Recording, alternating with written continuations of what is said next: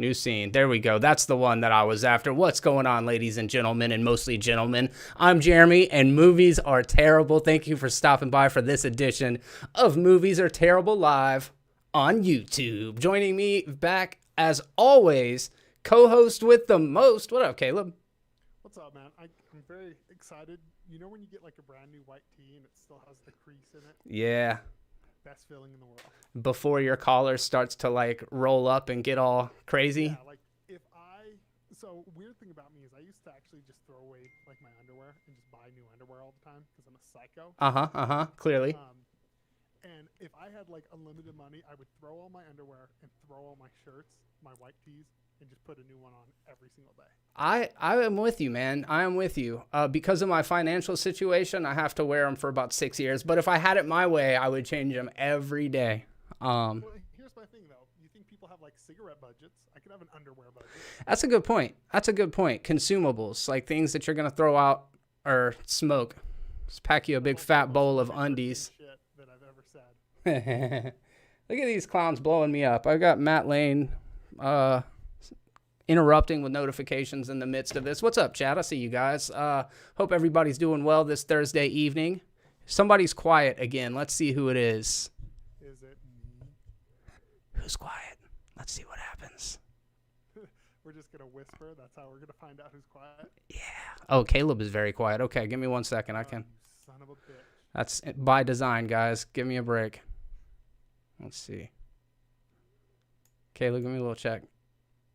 Check. There he is. Am All I right. finally there? Yeah, that was my bad. Always trying to keep me down. Thank you, chat. Thank you for letting us know. So we are going to talk a little bit about WandaVision. I'm glad you brought that up, Chief. We're going to talk a little bit about WandaVision. We're going to talk a little bit about Attack on Titan, although I don't have a whole lot to update you guys on with that, but I was able to catch a couple of episodes. Caleb's caught some WandaVision as well, and that's not all, though. I've watched a couple of movies over the past few days, and one in particular that resonated with me that I think is a good recommendation for people who are into horror movies but are kind of tired of conventional horror movies, and that is the 2021 reboot of Wrong Turn. I didn't even know they made a reboot of Wrong Turn. But did you see any of the original Wrong Turns? Yeah, I've seen the original. Did you know there's fucking 7 of them now? No, I did not know there was even 2 of them. Bro, it's like that is a series that nobody, I didn't realize there were fans of it in the first place, but I guess it sustained itself. I feel like the last one came out in like 2016, and the original writer was attached to every single one of them until the previous one, and then he came back for this reboot, and the setup is exactly what the first one was, but it sounds like, just from the way you said it sounds like you didn't enjoy it. It sounds like I didn't enjoy it. Yeah, I kind of enjoyed it. It's okay. Very, very, bro. Like I would give it a 2.5 out of 5 stars. I think I gave it a 3 in my review because there is some really good stuff buried in there, but it's very ambitious, you know, like they definitely did something completely different than they did with any of the previous entries. And like, you got to respect it when you see a horror movie and you don't know where it's going. I love that. I just love any movie. So I used to do this weird thing just for my own pleasure where when I would start a movie, 3 minutes in, I would write how the movie was going to end on a piece of paper and fold it up just to see if I was right. And like 99% of the time, you're right. You're spot on exactly how it's going to end. So what were your predictions? Like credits are going to roll at the end? No, it was literally like this character's going to die. This character's going to fall in love with this person. You can tell everything about a movie within maybe 10 minutes. Yeah. And so when a movie doesn't let me do that, I love it. You know, that's one thing about being a critic or a movie reviewer. I hate to even say I'm a critic because I'm not like, I barely get paid for this shit, but like I have to see so many movies, or I go out of my way to watch so many movies that like what is probably passable and really enjoyable to like an outsider at a point, it's just like you've fucking seen it before. And that's when it gets really hard to like try to explain to people. It's like I don't go into movies not wanting them to be good. I just go into them wanting to feel something. And if it's the same old shit, it makes it real hard. I agree with that. A lot of people will tell me, oh, you're so picky. And I'm like, it's not that I'm trying to be picky.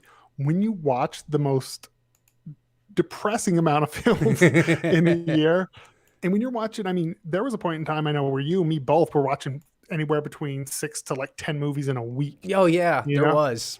Yeah. And when you're watching that many films, you do get pickier because you're like, I just watch so much garbage that if I'm going to spend my time, it better do something unexpected. Yeah. Yeah, I do remember that. We were watching a outrageous amount of movies there for a little bit. I don't know what changed because lately I've been having a very difficult time staying focused on something for 2 hours. Dude, same. I've been watching more TV, but even that I haven't really been watching. Like, I haven't watched more Attack on Titan. The only thing I have watched actually in this last week is WandaVision. Well, let's go ahead and switch gears and talk about it for a little bit because I've really been wanting to know your take on it. And you hit episode 4. That's where things switch gears. So kind of talk to me about what happened So Go ahead. So 3 is where we left off. I'd watched the first 2. 3, about halfway through it, I was like, okay, I'm sick of the shtick. Can we get to a point? And I even texted you. I was like, okay, it's losing me. And then literally like 5 minutes later, I go, oh, damn it. It pulled me back in. And I really enjoyed it. And episode 4 is where I was expecting to hate it because everyone told me that episode 4 is where it turns into a Marvel thing. So I was like, oh, shit. I watched episode 4 and I'm like, have you guys not seen a Marvel movie? It's not a Marvel movie at episode 4. I love it still. I still really, really enjoying it at the end of episode 4. The only thing that does feel Marvel, and correct me if I'm wrong, is that girl the one from Thor, the like nerdy hipster? Yeah, chick? yeah, Darcy. Okay, Darcy. She is awful. You don't like her in WandaVision? No, she ruins every scene she's in. Aww. She has the worst Marvel dialogue ever.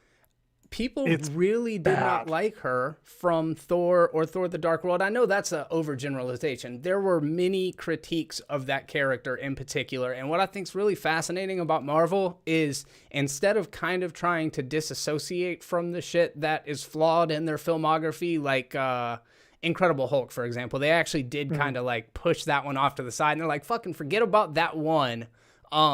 But they did bring General Ross back. But the thing about it is in this series, they brought back Darcy. And people didn't really like Darcy all that much in the first place. And then without getting into any major reveals, Avengers Age of Ultron obviously comes up quite a bit because of who the characters are. And Avengers Age of Ultron is one of the also least liked of the Marvel movies. So I love that they're like, no, we're going to give them value so that you have to go back and fucking watch them later. I'm really enjoying it though. Tonally, it is still way darker than the MCU cinematic experience. And I don't know if it is because it is on a small screen. I guess it wouldn't matter because they're still getting, I'm sure, crazy views. But I think it's much, much darker. She has some eye-rolling dialogue, though, where she goes like, I need old TV, not flat. I was just like, oh, my God, here comes some Marvel dialogue. That was quite a stretch. Oh, what I need here is an old CRT TV. Okay, cool. Don't know how you know that, but all right, you're the science one.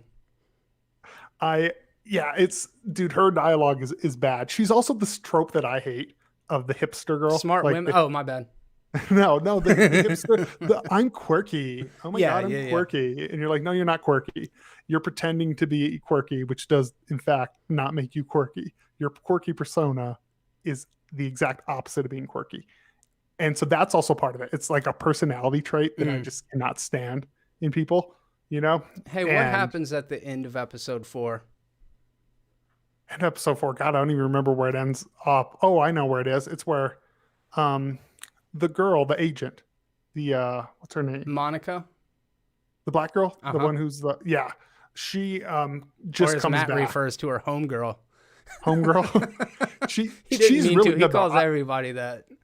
I like her character a lot, though. She's definitely a shining point for me. Yeah. There's a lot to like about the show, and tomorrow is the finale, and I'm very excited. I don't want to give anything away. I was just kind of curious. I really thought I was probably the one that was saying it the most vocal about it. That like you're gonna like the first 3 episodes, and then when it pulls back into real world, You're not, but I guess it sounds to me like they paced it really well, that by the time that it changed gears, you were ready for it too.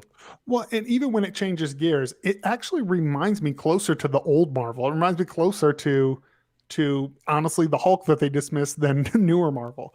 It's a little slower, it's a little more deliberate, it's not so quip heavy. It doesn't have that Whedon dialogue that I just don't personally like. And it made me go, oh, I don't hate the MCU. I just hate that once Whedon got involved, for me, is where it all fell apart for me. And it's just because I don't like that unless I'm going in with that headspace, like Firefly. I love Firefly, but it's because like that's its own thing. That's what I'm looking for. So before we switch gears and talk a little bit about Attack on Titan, we'll keep it in the Marvel wheelhouse. Did you notice that there are a couple of production stills from Thor: Love and Thunder out floating around? No, I didn't see it. The costumes are fucking cool, dude. The costumes are super cool. I mean, it's just a picture of Star-Lord and Thor walking next to each other down the street. You know, the heavy metal aesthetic that Taika Waititi really leaned into in Ragnarok is being even more conflated, even more exaggerated. Is he still directing it? Yes. Yeah. And then James So Gunn, I believe, is heavily involved. I don't understand what your fucking problem with Taika Waititi is, man. No, I love him. Okay. Yeah, no, I love his work. Well, then I don't understand what your problem is. So here's my thing. And this is the thing that always cracks me up. Is everyone's always like, oh, like the DCEU. Oh, they don't understand the characters. I'm like, you think Thor Ragnarok understands a single character? You know, like, yeah. And as someone who loves Planet Hulk, is someone who loves, you know, a lot of these characters. It just stung too much. Okay, so imagine Wolverine directed by I can never say his name. Whatever his name is. Imagine Wolverine directed by him. You don't think you'd have kind of a reaction? Yeah, I do. I see what you mean. I guess I didn't have. Knowing you, I understand now. To me, I don't have that kind of reverence for almost any characters. Like, there is no sacred cow for me. As far Wolverine might be one, man, and maybe, you know, like a Joel Schumacher Batman, where you're like, what even is that? That's not the character that I like. But for like, even for me, like, I love Korg in the comics. Oh, what? Like, I think he's so dope. I didn't know that was a character. Yeah, and so that thing, I mean, he's even in the first Thor. I think you see his species at least. In the first Thor?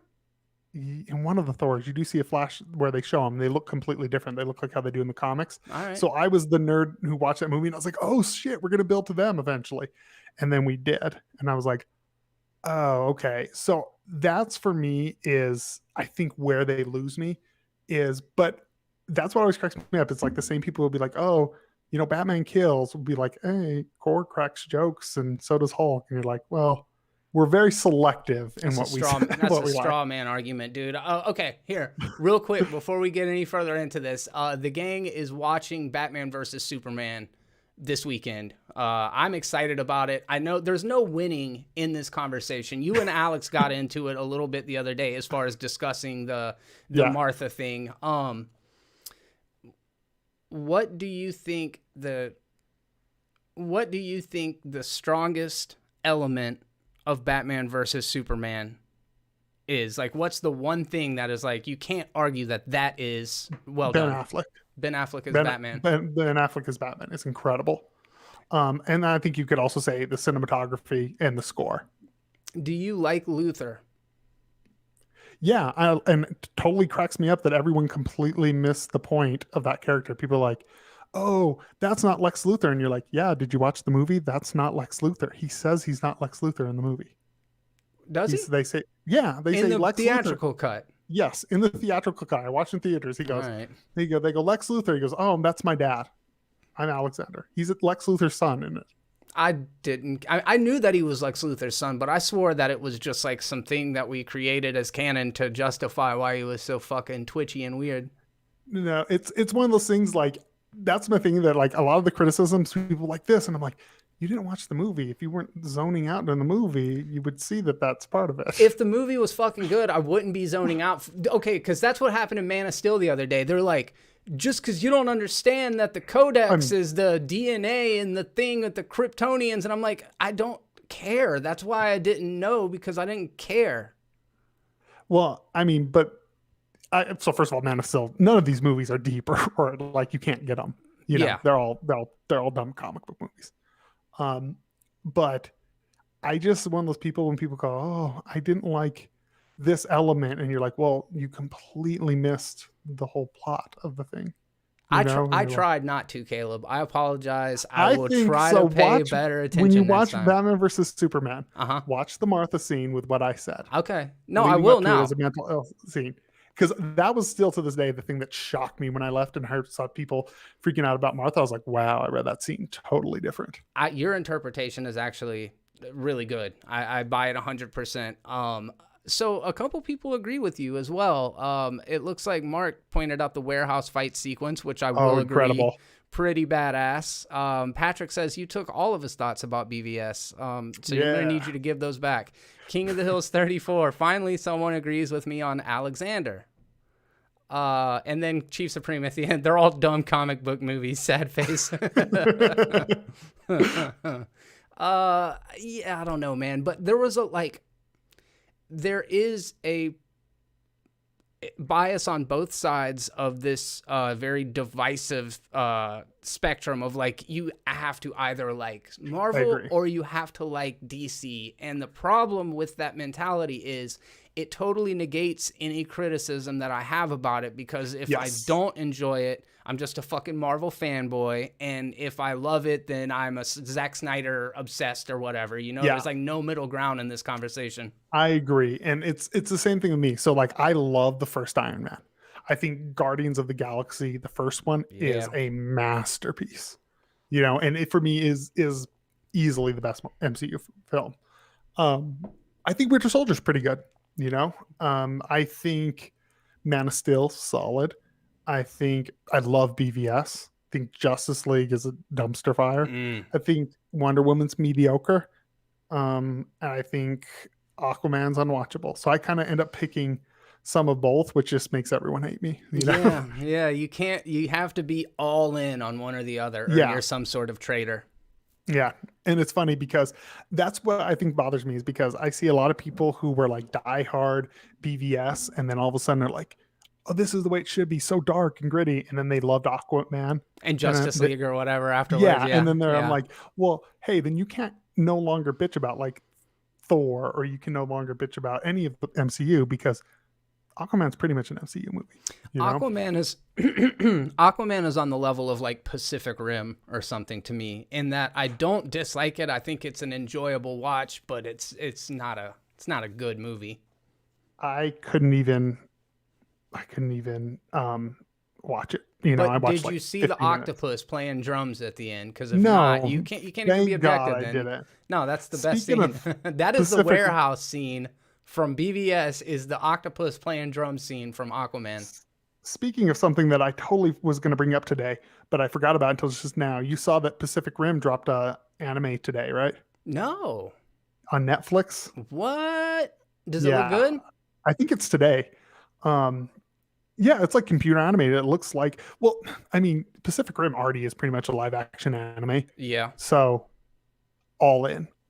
Like, give me all the ridiculous kaiju monster fighting sold.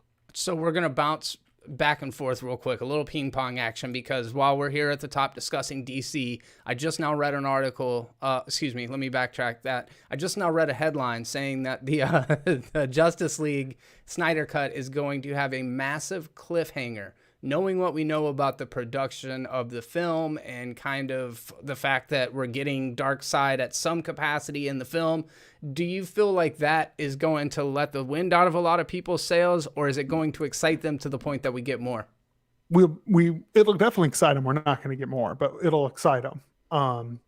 You heard he's not even getting paid for this. Yeah. He didn't take a paycheck. Yeah. Crazy, man. I respect it. I do too. And so there's a couple things I want to correct about the Snyder Cut that I was completely wrong about, because I was like, okay, he's changing the aspect ratio. We're getting farther than this. So he's not changing the aspect ratio. He shot it in that aspect ratio. Fuck off. So he wanted it in that aspect ratio, and they said no. Smart call, Warner Brothers. First one you ever made. Go ahead. So I'm like, okay, that made me more excited because I thought he shot it in 16:9 and then cropped it down. Yeah. I know it was shot for IMAX, and I know IMAX are a more square screen. Okay. That's what it was shot for, and he apparently was obsessed with that. So that made me way more excited about it. I'm not shocked it ended on a cliffhanger. You know, he clearly, I mean, by what he was writing, it's clearly evident like there was a method to his madness as far as what he was building. He was building like Superman, Batman's already down, Superman gets him to become the true Dark Knight, where he ends up getting back into a more non-killing role. Like you could see what he had planned out already. And we just never got to see it. I think you said it was 3 more films that it was setting up for after Justice League, another 3. I thought there were 2 Justice League movies is what my impression was. But you might be right. I'm wrong. Yeah, I thought I read somewhere, I could be completely wrong, that it was 3 more films, but I could be completely pulling this out of my ass.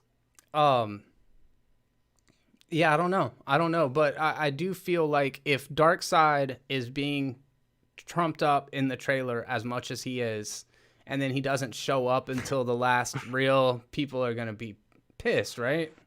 Well, I mean, I'm assuming that people know that going in. I mean, I know that he's not going to be in it a lot. So, okay. So there's no resolution with Darkseid. No, we were setting up for this. This is what we're getting is a canceled film series, and it's super cool, super interesting. I don't expect any resolution in it. Yeah, I guess that just kind of, I have to default back to my original stance, and that is that it's really cool that we're being able to see this vision. I think what happened is I did the reaction to the Justice League Snyder Cut, and people were like, oh, wow, Jeremy's like really open to things. Look at him being all like a well-rounded person. And then they heard my take on Man of Steel, and they're like, wait a second. He was supposed to be a diehard fan of Zack Snyder. And it's like, that's not really what I was saying. I'm just like, I'm empathetic. And when I saw his interview recently and heard all of the things that like, this means a lot to the dude. And I really want it to succeed. Even if I don't like it, hopefully the fans like it. That's my thing is, and so I don't, like, he seems like a pretty cool dude in every interview I've seen. So like as an artist, this is super cool that he's getting to do it. And even artists that I don't like, I love when they get to have unrestricted vision. Yeah, you know, man. Perfect example, Thor. Hate that movie. But if he came out and was like, hey, I have another, hour-long cut, and he wanted it to be released, awesome. Yeah, that's awesome. Let's get more of your vision. But you wouldn't watch it. No. But I'm watching Zack Snyder's thing, so if you ask me, that's a little biased. No, here's the thing. I don't care if you watch Zack Snyder. You don't have to. You're watching it because of YouTube partially. We are different people, and I expect it of you, bro. No, you don't have to expect it of me. No, I would not expect you to watch it. All right. Let's see. Phil and Gruel in the chat. What's up, dude? Long time. Glad to see you in here. There is a lot of toxic fandom, especially in the things that were at one point the most universally beloved. I mean, Star Wars is the prime example of, and people do say it's a toxic fandom. I'd still say a good 90% of them aren't toxic. It's just the ones that are the fucking worst. It's the internet. It's the same thing with everything. And I tell this everything. Guess what? Not all liberals, not all conservatives are crazy people. Not all Star Wars fans are crazy people. Not all DC and MCU are crazy people. Yeah. The vast majority of people that you're going to talk to are nice, normal, well-adjusted human beings. There's about 5% that are absolute nut jobs, and they are always the loudest on the internet. And because of the way Twitter works, the crazier you are, the more of a following you get. We need to lean into it, man. I mean, I know we are among the 5% of crazy people. We just need to really we just need to really get crazy. Just be raging all the time. That's what we should do. We should just scream at each other about BVS right now. Oh, I can't wait, dude. We got a good one from Brad a little bit later in the show that I'm sure is going to go over like a fart in church. Attack on Titan, dude. I'm a couple episodes in. I just to let you know how early in the season I am. I'm on episode 4, I think. Last episode is when they did the time jump. So now they're actually not little kids anymore. You know, I'm just now getting into the story, and I'm more convinced than ever that Eren is gonna be the big antagonistic force in the series. I just hit season 2 because I watched season 1. This is like my third time watching season 1, but I just hit season 2. I'm like 3 episodes in, and it gets weird. It gets just batshit insane in the best possible way, and I have no idea what's going on and where it's going to go, and I'm here for it. Yeah, I'm a big fan. I was just telling my good friend Dan, you know, one of my best buds, somebody that I grew up with, he lives in Seattle, and I was kind of like, I'd never tell him to watch anime, but I was like, dude, I just started Attack on Titan, and it's actually really, really good. So It's the one show that I recommend to people who hate anime, and I'm like, you'll still like it. yeah, You know? yeah. Like that and Death Note, I think, are probably two of the most ones. I'm like, yeah, you probably still like it. What's up, martial arts film freak in the chat? Are we thinking? Hello, back at ya. Emo Peter says Zack Snyder is ahead of his time, and that's why critics don't like his movies. That's one take. I don't know if he's ahead of his. I love Zack Snyder too, but Yeah, you do. I don't know. I think just people have different taste, you know. Yeah, I have never once. Maybe I did, but I was probably being facetious. I have never indicated that I have good taste. That is never something that I have given myself credit for. Just throwing that out there. I mean, go ahead. No, I don't know what I was gonna say. Yeah. All right, let's switch gears and talk about something. Amazon logo looks like Hitler. Dude, this is the dumbest shit ever. Yeah. Tell me about it. I mean, you sent me the picture. Dude, I saw this and I was like, we're canceling Amazon's logo. So Amazon, for anyone knows who their logo, it is a box with their checkmark smile face on it and packing tape, blue packing tape on it. But apparently, if you're a psycho who sees white supremacy around every corner, you see Hitler's mouth and his little tiny mustache. Happy Hitler and his little the ribbon is his The tape, mustache, the and then dude. I don't think I've ever seen a picture of Adolf Hitler smiling. Just putting that dude, out that's there. not really not known for his happy disposition. Not really what he's known for. No, man. What a stupid thing. But like we always say, like if the brand feels like it was going to affect their bottom line, then whatever. But that's where we're at now, dude. It wouldn't have affected their bottom line. Everyone would have raged out on Twitter for a little bit and still ordered their shit on Amazon. Yeah, what are you gonna not do that? Yeah, they're like, oh, all the horrible working conditions and all the other horrible shit Amazon does, but that logo's the final straw. Get the fuck out of here. All right, cool. Amazon logo got changed. Real World. Did you see that they are relaunching Real World on Paramount Plus? No, I did not. Do you care? No, I do not. Yeah, I don't really care either. I was not a devout Real World watcher. I think they did like 15 seasons, probably more than that. But what's cool about it is they're bringing back season 1 cast to put them all in the house again, which they're all like Gen X or 50-year-olds. So it's just gonna be a bunch of old people. They're just gonna be sitting around being. So how dramatic do you think it'll be? They'll be more dramatic, or you think they'll just be boring? Because I've met some 50-year-olds who are pretty dramatic. Yeah, I mean, I would hope that the producers really stir the pot. Let's get it going in here, bro. I don't know. The idea of that is novel and kind of hilarious. It's like they brought back Saved by the Bell, where all of the cast members are teachers or whatever. I hadn't seen it, but the idea of all of these people who have probably got families, been living their life for the past 30 years, or like now they're gonna go do the roommate situation again. Can you imagine, bro? Can you imagine living with roommates again? It would be a nightmare. That would be the worst. Like, no. What's his name from Queer Eye? What's his name? Ian. Kamara Brown or whatever. Oh.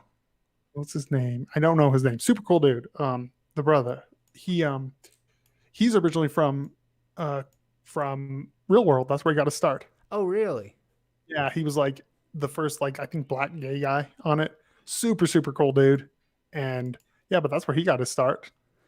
I'm curious, man. It's like a morbid curiosity. Like I didn't really watch. I think I was in 5th grade when season 1 came out. And I do remember watching season 1. That was like the precursor to all, I mean, like for better or worse, that kicked off the whole reality TV shit. Dude, it's, yeah, that was such a hit. I just remember there was that one season where the guy actually, I know, went on, rest in peace, ended up dying from AIDS. That was like a big season. Yeah. That's the one I remember. Like, that was a big deal. That's right.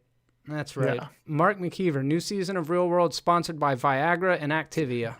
That's pretty funny. All right. Let's see. We talked about Attack on Titan and WandaVision, so I guess it's time to talk some weird news, man. I like this headline. The story it's fine, but Japan has apparently asked China nicely. No, I don't know how they asked, but they said Japan asks China to stop performing anal swab tests for COVID on its citizens. Do you think they're doing that to everybody or just Japanese citizens? They're just specifically targeting them? Yeah. I wouldn't be shocked, honestly. Nah, dude, that sounds like some shit that might... It's just like this petty rivalry that's been going on for a while now. Dude, it's wild, man. What they've been doing to like African immigrants too in that country is just sad, bro. It's wild. What's funny is like there's a lot of research that's like, hey, that's not accurate, and they're like, yeah, but we're sticking Q-tips in people's butts. So do you expect us to not do that? Yeah, but that's what we're doing. Damn. So that's what I was just gonna ask. Are there studies? Is it any more accurate or less accurate, or do we know anything? Yeah, I was reading it earlier, and it says Mr. Kato said Japan would continue to ask China to alter the way it's testing because of the damage it caused to those who have undergone the procedure. He said the practice has not been confirmed to be effective anywhere else in the world, and some Japanese reported to our embassy in China that they received anal swab tests, which caused great psychological pain. Damn. I mean, psychological pain, I think, is a little bit of a stretch. I mean, we don't know how invasive the procedure is. They're like, we got to get 4 fingers up there before we can. Dude, here's my thing is, we've all been through the doctors and been through some pretty invasive shit. Yeah. Yeah. If a swab up my butt is the worst thing I get at a doctor, I've lived a pretty damn good life. What if you like took a cruise to Mexico and right when you got off the boat, they were like, oh, come here. Like, heck yeah, bonus. I just don't understand the logic when they can just do normal swabs. I swear, it's like a dominance thing. That's what it is. It's an alpha move. Oh, shit. Welcome to fucking China. Oh, all right. You might like this one, man. This is sweet. I got a couple of just real sweet animal stories this week. Too many animal stories, if I'm being honest. No, way too many. I saw this on the docket and I was just like, I didn't even read them all. I was just like, we're just doing a bunch of animal shit, apparently. Bro, if you would have went to Weird News, there's nothing. It's like nothing weird has happened in the last week, which in itself, that's a headline. It's weird. Yeah. That's a headline. LA man reunites with cat who vanished 15 years ago. The cat showed up, and it's been reunited older and wiser. Brady, a brown tabby, was reunited Monday with Charles, who adopted her as a 2-month-old kitten in 2005. So this was like a young cat that ran off and came back 15 years later. So can we say the obvious? It's not true, dude. It's not true. This dude's cat ran away. And he saw another cat and it walked up to him and he was like, oh, my cat's back. Yeah, you just picked up another stray. Bro, yeah, that's a good point. I watched that movie, the documentary The Imposter, and those people were willing to believe that some 25-year-old man was their 17-year-old son. The guy was from Spain. He had fucking brown eyes and brown hair. The kid that had disappeared had blue eyes and blonde hair. So I guess after grief, you just see what you want to see. It was probably, like you said, like how many tabbies are out there? Yeah, dude. It wasn't like this was some rare breed of cat, It's just like, the most common cat. So that's what you think? You think it wasn't really the cat? No, I think it wasn't really the cat. It was a kitten when it left. It was a kitten. That thing's got eaten by a hawk. Like, that thing's not around. I thought you were gonna say, "Can we say the obvious? Cats are better than dogs." I'm like, dude, No, I mean, well, that's true too. Yeah. But it's not the same cat. I did break down and cry. Oh, okay, here we go. Here's this quote. "It's amazing. I think it's unbelievable. I saw her. I picked her up, and she started to purr, and it was very emotional. It was nice to have her in my arms again." Dude, this guy is way too into cats. Dude, here's the thing is, have you ever just seen a random cat, like it's a friendly cat and it walks up to you? This is like his neighbor's cat from up the street, who's super friendly and purrs when he sees people. And he's like, mine now. Yes, dude. And there's like not too many cats that don't purr, especially when you pick them up. I don't know. What do I know? Totally off subject, but Patty O'Kane said, have you watched Prisoners with Hugh Jackman? Yes. Incredible film. Denis Villeneuve is the director of our generation. Agreed. Anyway, back to weird news. I just had to throw that out there. I'm glad you brought that up. I actually just rewatched Blade Runner like 2 nights ago. It's incredible. Classic. Yeah, absolutely. Yeah. Yeah, I agree. I think you're right, man. I think we're just gonna leave it at that. This guy's a weird catto who He's like, I put out cat food and this cat walked up to me, therefore it must be my cat. Yeah, dude. We don't know. All right, here we go. UPI, California family's missing French bulldog found 600 miles away in Mexico. Caleb, is it the same dog? No, it's not the dog. No, it's not the dog. All right, we'll wrap it up. All right, I'm Do with you. you. Think it's the same dog? I don't fucking know. I would have never thought about it until you said that, and now I'm like, I mean, this all could. Who even knows if he had a French bulldog? So here's the thing: is like, I know people are like, "Oh, I love my dog. I know the difference. Oh, my dog's excited to see me." It's a dog. You shake anything in front of it, it gets pretty excited to see you. Yeah, that's a good point. You know? 600 miles away in Mexico. Okay, it was a woman. Excuse me. Debbie Campbell saw her emotional support dog who went missing from her. It's an emotional support dog. Aren't they all? Dude, then 100%, this is a crazy lady who just picked up some random person's dog. It emotionally supported me, so I mean, it must be the same dog. Yeah, no, bullshit. Oh, she found it in downtown Tijuana. That's crazy. Somebody just sold her a dog. Yeah, so it was like, it's just a stupid gringo. We're going to go ahead and give her this. No, bro. Gonzalez sent Campbell a photo of Brody's identifying tattoo. Has a tattoo like from the vet? I didn't know that was a thing, but that's what it says. It just has like a Mike Tyson tattoo on its face. I was gonna ask, what do you think the tattoo is? Keith said, if your emotional support dog ran away to Mexico, that's cringe. Yeah, that's true.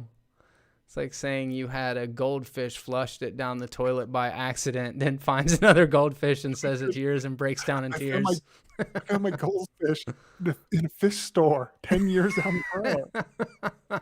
It looked at me and it ate the food right out of the tank. It blew a bubble. I knew it was it. All right. I think it's an anchor. That's my guess. That's what it is. Or it's like a D on one cheek and a G on the other. When you look at it from behind, it says dog. That's what it should be. It'd work better for a cat because cat butts are always in your face. Yeah, but it would be caught.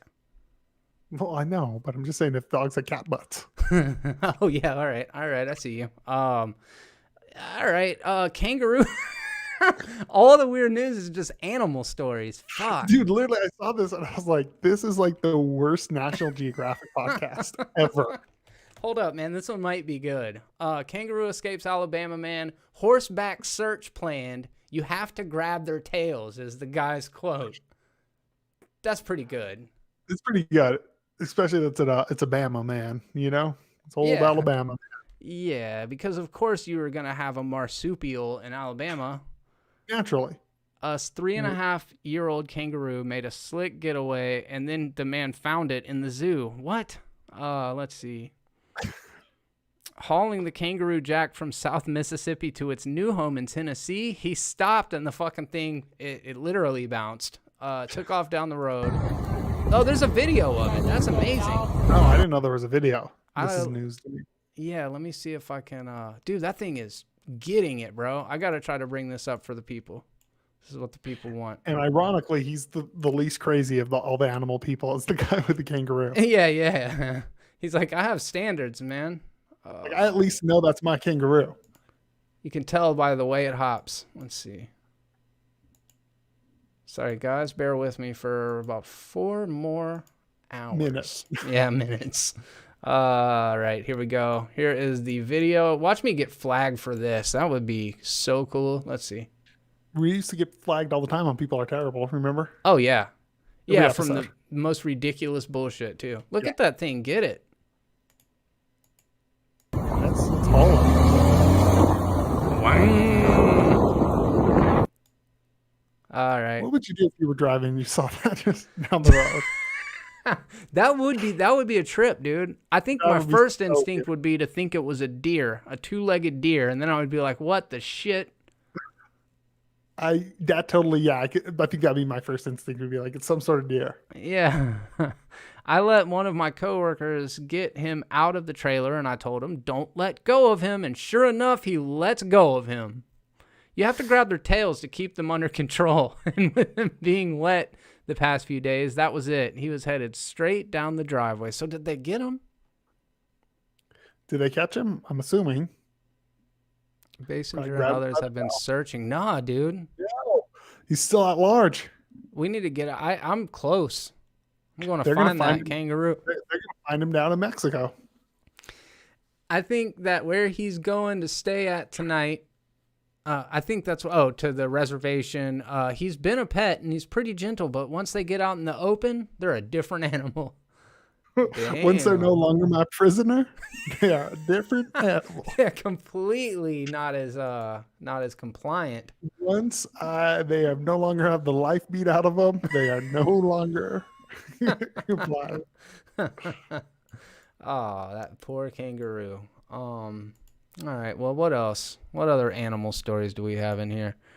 All right, we're gonna switch into Florida Man here. Okay, yeah, one more animal story, and we'll switch gears. I'm actually gonna post a link down in the description to some Florida conservation page websites so that you can try to help the elusive Florida panthers. There were 5 spotted in one day. I think there are like 300 in the wild.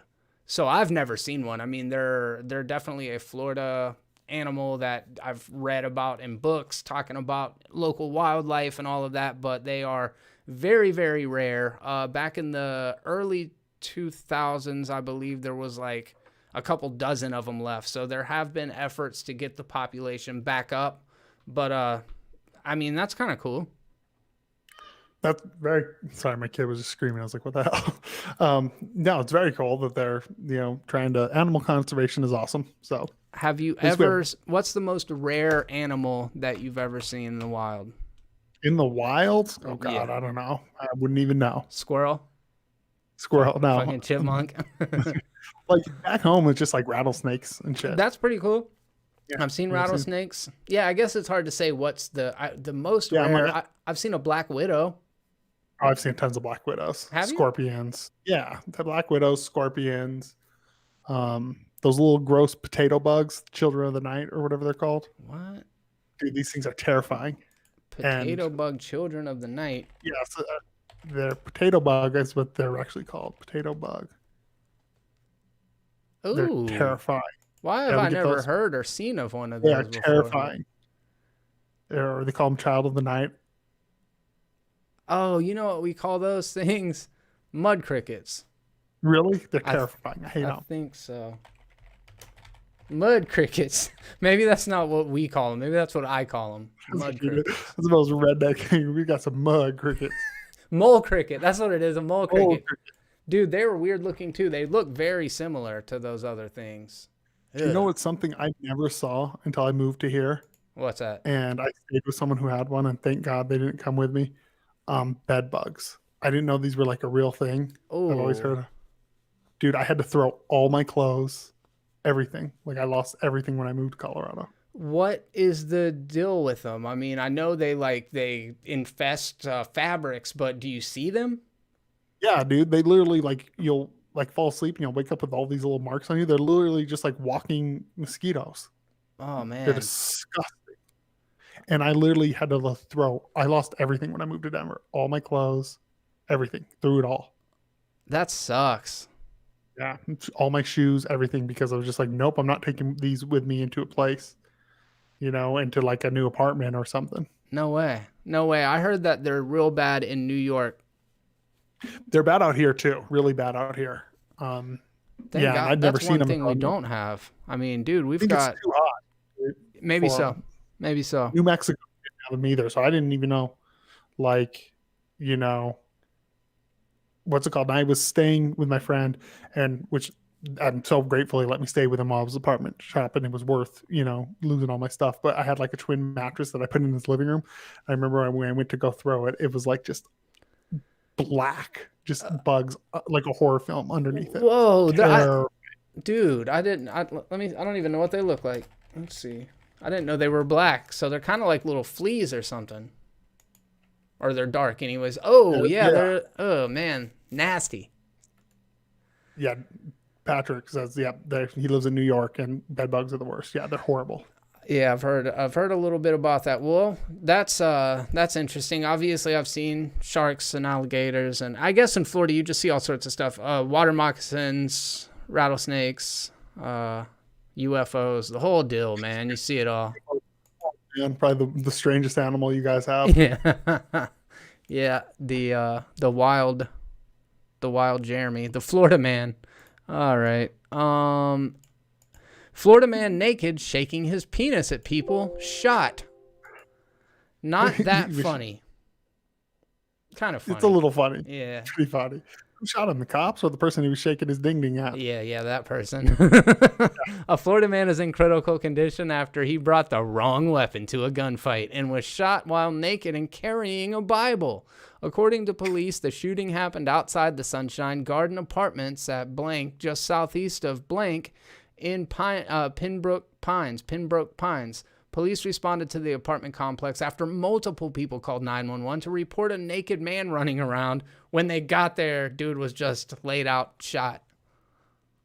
So somebody was over it. Someone don't even know who shot him. Let's see. The shooter later called 911 and turned himself in. He's like, look, the dude was shaking his dick at me. What was I supposed to do? What was I supposed to do? I think it's a little extreme probably for what he did, but... It says it was unclear where in the body he was shot. Right penis. It probably was like a RoboCop moment. Just took it right off. Dude, what would be slick is if he got him in the scrode, through the skin, but between the balls. Teach him a lesson. Right through. Yeah, like it's not a kill shot. Yeah, it's like a hole punch. King of the Hill said it was him. Oh shit, man! Hot off the presses. Yeah, we did. Yeah, palmetto bugs, Chris. Those things are nasty as shit in Florida. Okay, so I didn't put this on the docket because it was even more grim than that. But there was a dude that was out front of a McDonald's or a Taco Bell or something, and he was acting belligerent and acting crazy, and I don't remember what he was screaming at the guy, but then he started throwing pebbles at him. So the guy went outside and like stabbed him in the head, and then went back in and waited for the police to show up. That was Florida? Yeah, of course it was. It was. That's what people do in Florida. They kill someone and then they just hang out and wait. Yeah, they're like, well, fucking stand your ground, baby. I'm gonna try. Oh, there's like stabbing people and shooting people and then just hanging out. All right, one more Florida man story, and then I guess we're gonna talk about actual movies on the movie podcast. I actually really like talking about movies, but this stuff's just fun. Let's see. We got this last story. It's penis related. This show is just like animals and penises, always. That's all the show is anymore. It's animals and penises. I miss the old days when we talked about sharks and ghosts or whatever. Aliens all the time. Yeah. That's called premeditated murder. Get the fuck out. That's hilarious. That's great. Let's see. Okay, Florida man accused of jumping naked on his neighbor's trampoline before breaking into home. Man is Yeah, dude, this classic Florida man setup. 21 was arrested Wednesday and charged with burglary and criminal mischief with property damage of more than $200. No bail has been set. According to the sheriff's office, he showed up naked at his neighbor's house Tuesday afternoon and began tapping on her door. She asked if he needed assistance, but he didn't respond. 30 minutes later, the woman said she saw him jumping on her family's trampoline while still naked. She called 911 and locked her and her family of four into a car as he allegedly smashed out her kitchen window. That's actually, yeah, insane. That's totally insane. Patty, for the chat, can you two play Man of Medan? I actually was just telling Jeremy he needs to play this. I just beat it the other day. Oh, that's the one you were talking about? Yeah, the Dark Anthology series I keep telling you to play that you would be obsessed with. But I didn't know it was 2-player. Yeah, you can play them online. Shit. Let's go. Yeah. Let's go. All right. Pretty cool. Jumping on the trampoline naked. Love it. That's what you do in your free time. That's your Florida man thing. Question is, did he bounce off the trampoline over into those housing projects and just start shaking it? Just went through the window like Batman. He ran down the block and then I heard gunshots. Oh, shit. A nearly perfect co-op game for sure. All right, yeah, we're going to check that out. We're going to make that happen. That sounds super fun. And I'd been looking for some VR content to do in the first place, so that sounds like a plan. Plus, I've been trying to get Caleb back on the shit. Caleb is kind of the reason why I got the Quest. And then I never play it because I just don't have time. Actually, my Elite strap apparently just arrived. I just got an Amazon notification. Hitler delivered me a head strap. Hell yeah, dude. Hell yeah. He's making a comeback. The Hitler. He's the Zack Snyder of his time. That's what he is. Oh shit, man. I'm not even gonna say the rest of that joke out loud. No, do not say that. You will get canceled. Yeah, do not say that. What? All right. According to movie news from EmpireOnline.com. Not only is there a new Pacific Rim anime that Caleb had mentioned up top, which I'm actually really excited to check out, there's also a new Terminator anime series in the works at Netflix. That to me is I'll maybe check it out, but it's weird to me, like it's a weird combination. Do you think it's gonna be real anime as in created by a Japanese studio? No. Is Pacific Rim? I don't know. It's just Netflix anime is so half of it's actual created by Japanese and half of it's not anime at all. Yeah, like Castlevania is a good example of a not anime that's actually really good. Gonna get into it, man. Did you watch more than episode 1? I watched like 2 episodes. It's like too fast paced. Yeah, You're like, okay, it's just like boom, boom, boom, boom, go. Yeah, I can see that. I actually haven't finished. Wait, yeah, there's only 2 seasons. I have finished it. I like it pretty good, but I was a big fan of the games, so I was kind of in as it was. Martial Arts Film Freak. Check the chats there, Caleb, down towards the bottom. Oh, heck yeah! I would love to come watch some fight scenes. I love me some good martial arts. Yeah, man. We had a good time. Actually, the first full-length episode of that video series came out today, where he and Alex and I watched a couple of different fight scenes from movies. I know one of them was called Wheels on Meals. Wheels on Meals. Yeah, Wheels on Meals. You know that? Love Wheels on Meals. Of course I know that. I've seen it 30 times. It's an incredible film. And okay, so you might know the other ones, but I don't. We should watch Eastern Condors if you guys haven't watched that. That's what I'm down to watch. Yeah, it's a great stuff. You guys head over and check out Martial Arts Film Freaks. I know we say it all the time. And also, and I should say this even more, check out The Controversy. Ian Elliott Carter. He is creeping very close to 4K. Alex is like hovering 10 away from 3K. So even... yeah, man. Even if you guys can't make time to go watch all of their content, just subscribing will help bump them up in the algorithm. So I recommend doing that, even if it's just a homeboy hookup for your buddies over at Movies Are Terrible.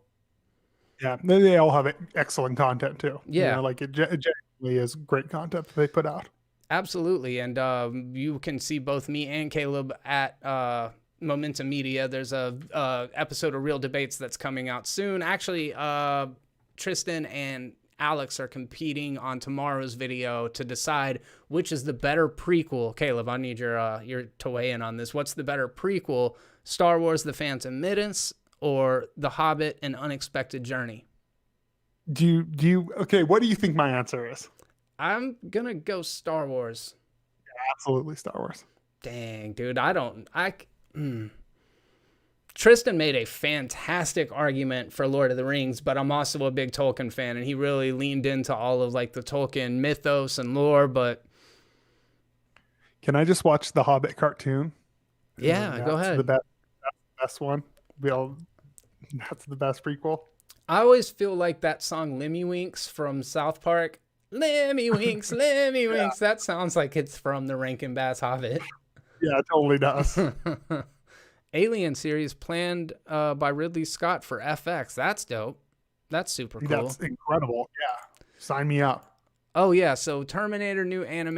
I'm going to be honest, Caleb. I saw Dark Fate just a couple weeks ago, like less than a month ago, and I thought it was like, okay. I heard a lot of people are like, it's the best one since the second one, and I'm like, they all sucked after the second one. So cool. I watched the third one, and I didn't like hate it, but I didn't like it either. The third one? Yeah. Yeah. I was like, it's okay. And then I watched the one with Christian Bale. I hated that one. Salvation's bad. Genesis is worse. And then I guess Dark Fate is probably the best one since the third one. But again, not saying much. And I could not give a shit about ever seeing another Terminator movie. But I do feel like, and you probably can speak to this more than I do, I feel like that's a great premise for anime, even if at this point it's a little derivative. Yeah, did you ever watch the Terminator TV show, the Sarah Connor Chronicles? No, but I heard good things. I never watched it, so I actually, they used to film that by my old apartment down in New Mexico. So the girl who's from that and Firefly, I actually met in line at getting coffee downtown. Oh, really? One time. Yeah, I was like, I was talking to her, and I'm like, I know you from somewhere because I'm just me and I'm a loudmouth and talk to everyone. She's like, oh, and like, it was like literally like she left. She's like, you have a good one. And then she left, and I'm like, that's where I know her from. Like literally like 2 seconds afterward, I was like, where do I know this chick from? Do you know what her name is? Because I feel like she did other stuff after that, like maybe Firefly or something. Yeah, Firefly before that. Okay, but I don't know her name. All right, Chronicles. That's so cool, man. You just like randomly had an interaction with her. Just randomly, yeah. Because where I lived in Albuquerque, they always film movies right where I used to live. Bro, Lena Headey was in it. But that's not who you're talking about. You're talking about Summer Glau, right? I think that's her name, yeah. Not Cersei from fucking Game of Thrones, the English lady. Dude, I've never seen Game of Thrones. I have no idea who this character is. You seen Dredd? Oh, yeah. Okay. No, not her. That shit's really cool, man. Dread's good. So, are you gonna watch the Terminator anime? Probably not. I'd rather watch like real anime if I'm gonna spend my time doing it. Yeah, all right. I'm curious in it. I'm not super excited about it. To be honest, I feel like I'm probably a little more interested in the Pacific Rim anime, despite the fact the second one was not my favorite. I didn't hate the second one. I don't think it's as good as the first, but maybe it's just because I go into those movies being like, I'm watching a dumb kaiju movie. Yeah. And so like, I just had fun with it. It was like the biggest criticism about the first one that I heard is like, they're always fighting in the rain and in the water. So it's like, they just set the whole second one in broad ass fucking daylight. Right. Yeah. Yes, Lena Headey is the best. All right. Well, this I thought was kind of cool. There is a Dungeons and Dragons project in the works for Paramount Pictures, and Hugh Grant is going to be playing the villain opposite Sophia Lillis. Sophia Lillis is Bev Marsh from the It minis or the It movies. So, do you have any like connection to Dungeons and Dragons? Is it None something that? whatsoever. So I played it. So when I was a boss, um, I used to. We had team building things, so we used to play Dungeons and Dragons for our team building on Sunday. That's my connection to Dungeons and Dragons, and I got way too into it. Like I wrote like a 12-page backstory to my character Oh, really? because the planning for it was so much funner than actually playing it. What is your class So or I was, of race? course, yeah, I don't. I was bugbear, which they're totally like dumb creatures. But mine was like my story was he was raised by a king that like he killed this whole tribe of bugbears. He found this one baby one, couldn't kill it, so he took it home. So it was very much just like he was hated by everything, but he also was kind of like a adopted prince. And it's called it was that part was a lot of fun. That I would love to play it, and there was a bunch of stand-up arcade games that were out in the early 1990s that I played a good bit. But I always thought Dungeons and Dragons was super cool. I do love fantasy, so I guess Cool. that's my connection to it. Martial arts film freak coming through clutch with the $4.99 super chat. Movie news: Netflix Wu Assassins isn't getting a season 2, but a movie. Excited to watch it, but I'd rather see 8 one-hour episodes over a 2-hour movie. Caleb, have you seen Wu Assassins? No, but I've heard nothing but incredible things about it, actually. Okay. Yeah, I hadn't even heard the title of it before, but appreciate the information on that. I will try to check out season 1. Yeah, it sounds like something I would be curious about. It looks really. This is the one. It's like, is it Indonesian? Is that, or is it American made? I don't know. I don't know. It's like the Raid, right? If this is what I'm thinking of, It's what? it's all the dudes from the Raid.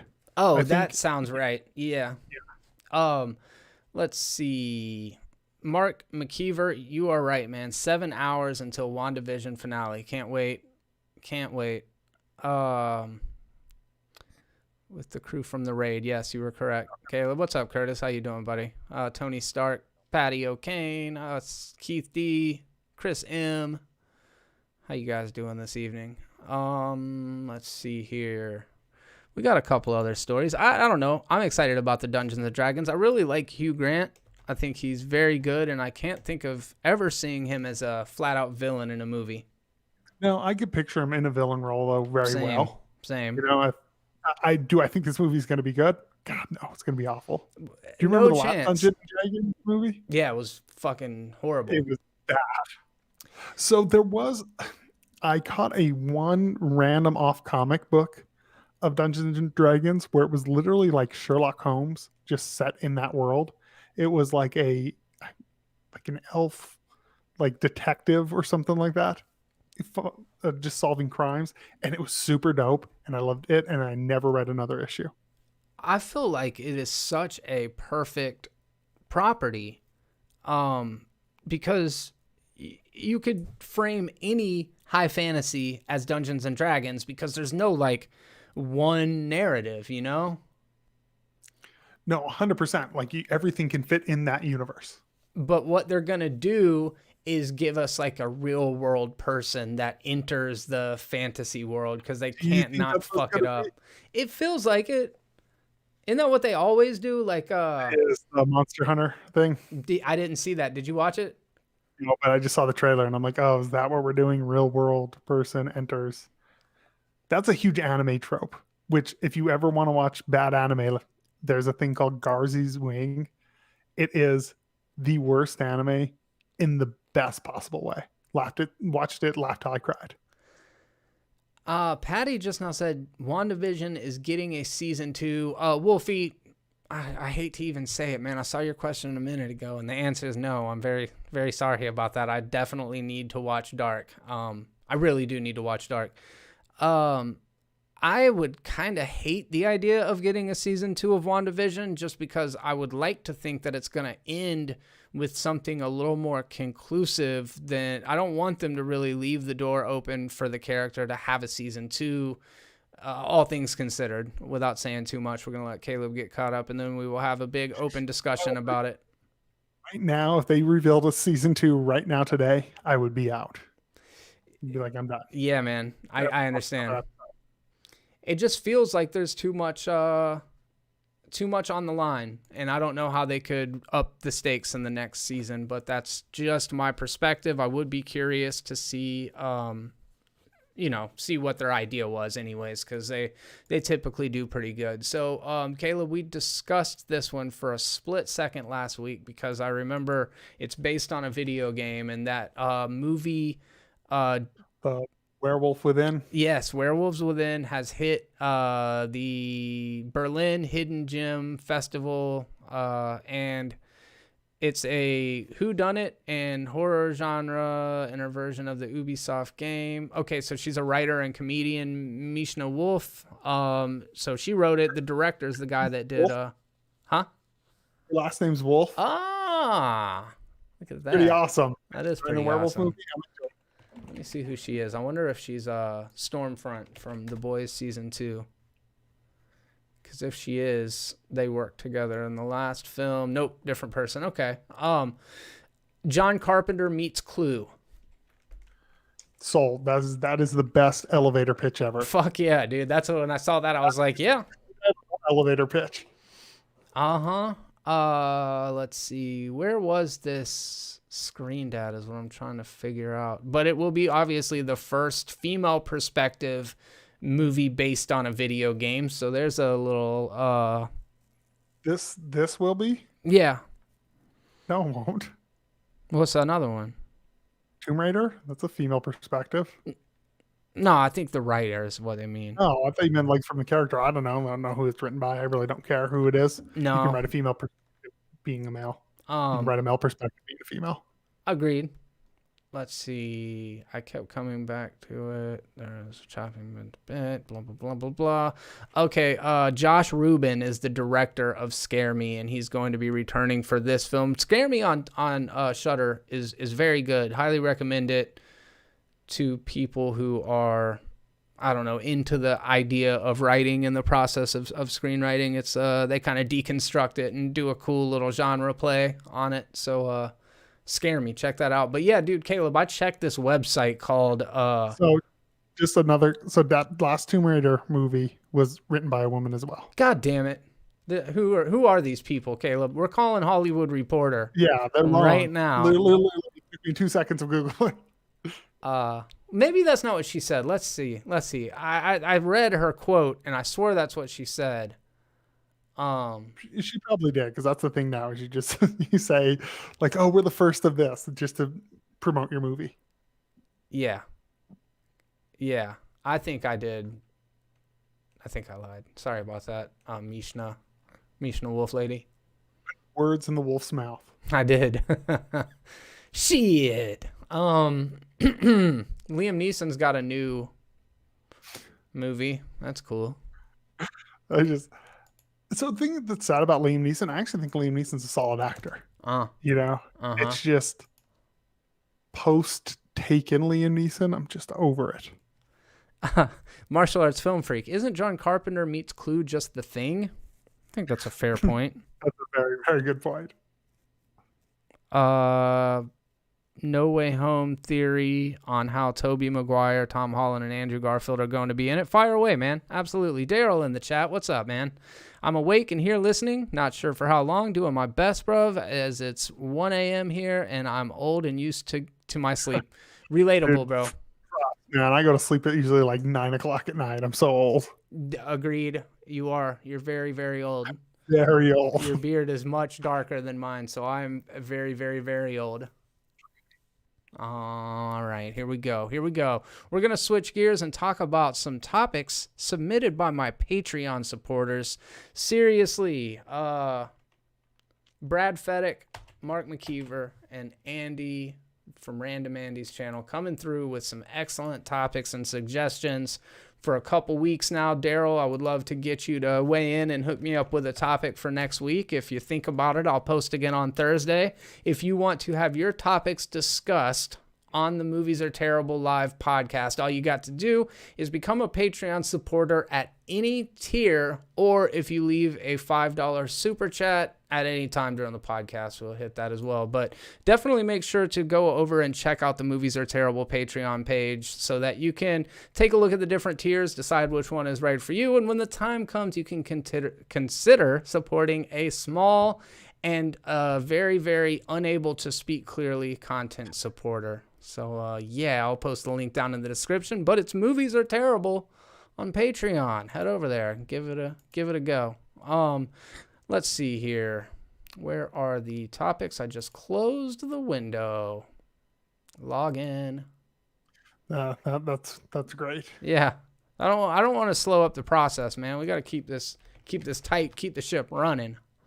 7:15. We're doing good. Okay, Random Andy's channel. Won't be there tonight since I'm going to the theater to see a movie with the Sibs, but here's my topic. I hope you enjoy that movie, by the way. I'm actually very curious to hear which one you saw. I keep looking at the wrong camera. I got 2 cameras set up. I keep looking over there, but I meant to look at you. Okay, he says, what are the positives and negatives of physical media and the positives and negatives of digital media, and which do you prefer? Caleb. I am all in on digital media. It is the best thing ever. Even when I buy stuff, I want digital. At this point, digital almost feels more future-proof to me than physical. Interesting. And I just like the ease of access. So if I buy a Blu-ray today, I can watch it if I have the Blu-ray on me. If I buy a movie on Vudu, I can watch it on my phone. I can watch it in any room in my house. I can watch it if I'm in a hotel and I have my tablet with me. It just feels, let's be real, physical media is going to die. It's on its way out. At this point, I would rather have an account tied to a bunch of digital movies than a room full of physical. And that's another thing for me. Space. As someone who just sold $600 of anime while moving into a bigger place because I just didn't want to have it everywhere. I love physical media like comics for collecting, but if I'm going to actually consume, I actually consume more content digitally than I would physically. Yeah, I don't have a whole lot to add to that. I agree with you all the way around the board. I guess to kind of build on the side of supporting and representing physical, it's like there is something nice about the tangibility of being able to, look at the jewel case and open it up and thumb through the, whatever little booklet or whatever happens to be in that. Another nice thing about them is you can get digital codes off of your physical media. So you do have both when you do that.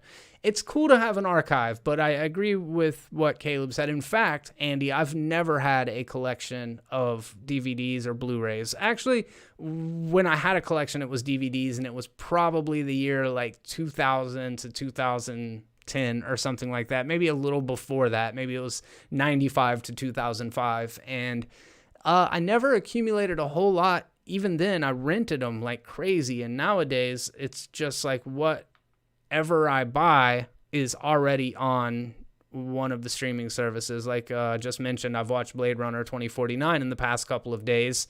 It's one of my favorite movies. It's one that I would own, and it's one that I can literally watch anytime that I want. Yeah, I own Blade Runner 2049. I bought it on Vudu, the 4K version of it. And yeah, and here's the thing too that's also kind of weird when you really think about it.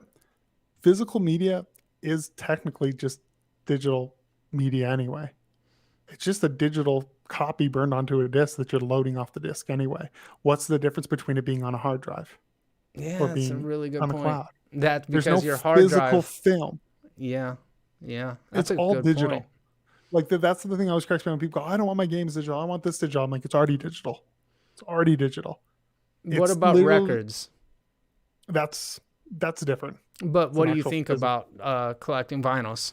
I think it's cool. I think people say it has a richer, more developed sound or full of shit. But yeah, they're wrong. They're objectively wrong. They're objectively wrong. Yeah. It is not the highest quality sound that you can get. It's just not. And you may prefer it. You may like it, but it's not the best. It's not. As a former musician, I know as a former musician, do you agree? It's just 100% inaccurate. Yeah. But like it's cool, It's cool, but it is cool. Okay, Tony Stark, very, very good point. The 4K disc has a better quality, though. I mean, some TVs stream in 4K and some streaming services do. I would still imagine you're getting less artifacts and shit from the... I would assume, too. Yeah, that I would agree with because That's of a good streaming. point. That's a very good point. Let's see. You can lose access to digital if stored online. That is also a valid point. That's the thing, too, but also get a Movies Anywhere account, if anyone hasn't heard of Movies Anywhere, and then it links your Amazon, it links Vudu, it links iTunes. So if Vudu goes away, I have almost all my movies on iTunes and Amazon. So when I buy something on Vudu, it pops up in Amazon 2 seconds later. Yes, martial arts film freak. If we're living in the Matrix, then isn't everything digital, man? Yes. All right, Patty Everything O'Kane, is digital. I wanna give you a shout out real quick and let people know what your theory is. You say, well, in Tom Holland's, Zendaya and Jacob Batalon's Instagram, they put fake movie titles for the film before it came out. And in Tom Holland's Instagram, the movie title is Phone Home. And there are multiple scenes with him on the phone.